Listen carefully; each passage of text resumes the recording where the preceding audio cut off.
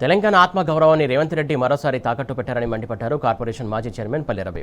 ఆంధ్రులకు తొత్తుగా రేవంత్ పనిచేస్తున్నారని ఫైర్ అయ్యారు. తెలంగాణపై విషం చిమ్ముతూ 369 మంది తెలంగాణ వాదులను చంపిన వ్యక్తి కాసు బ్రహ్మానందరెడ్డికి నివాళులు అర్పించడం దేనికి సంకేతమని నిలదీశారు. కాసు బ్రహ్మానందరెడ్డి పచ్చి తెలంగాణ వ్యతిరేకి అని గుర్తు చేశారు. తెలంగాణకు సీఎంగా ఉంటూ ఆంధ్రుల విగ్రహాలను హైదరాబాద్లో పెడుతూ ఆంధ్ర తొత్తుగా రేవంత్ రెడ్డి వ్యవహరిస్తున్నాడని ఆగ్రహం వ్యక్తం చేశారు. కాసు బ్రహ్మానందరెడ్డికి తెలంగాణ రాష్ట్ర ముఖ్యమంత్రి రేవంత్ రెడ్డి గారు నివాళులర్పించడం అనేది తెలంగాణ ఆత్మాభిమానాన్ని, తెలంగాణ స్వీయ పరిపాలనని, తెలంగాణ అస్తిత్వాన్ని ముమ్మాటికి కించపరచడమే.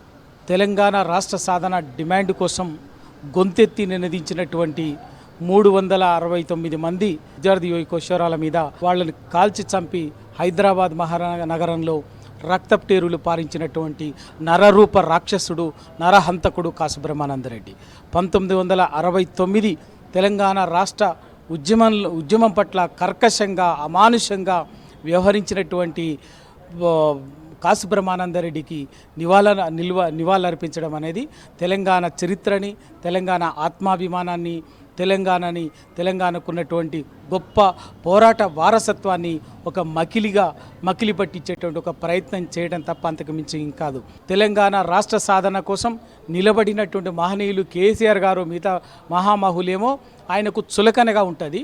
కానీ తెలంగాణ వనరులను నిలువున దోపిడీ చేసినటువంటి వాళ్ళు దుర్మార్గులేమో ఈయనకు చాలా గొప్పగా కనిపిస్తున్నాడు. తెలంగాణ వ్యతిరేకులు, ఆంధ్ర తొత్తులు ఇవాళ ఆయన చుట్టూ సలహాదారులుగా, ప్రముఖులుగా చేరి వాళ్ళ తెలంగాణ రాష్ట్రాన్ని, తెలంగాణని ఆంధ్ర తొత్తులకు అప్పజెప్పినట్టే మన కళ్ళ ముందు చూస్తున్నది. ఖచ్చితంగా కాసు బ్రహ్మానందరెడ్డి చరిత్రని తెలంగాణ ఎప్పటికి కూడా 369 మంది విద్యార్థి కిషోరాల రక్తం తాగినటువంటి నరరూప రాక్షసుడుగా, నరహంతకుడుగా, రక్త పిపాసిగానే తెలంగాణ సమాజం చూస్తుంది, తెలంగాణ చరిత్ర ఉంటుంది.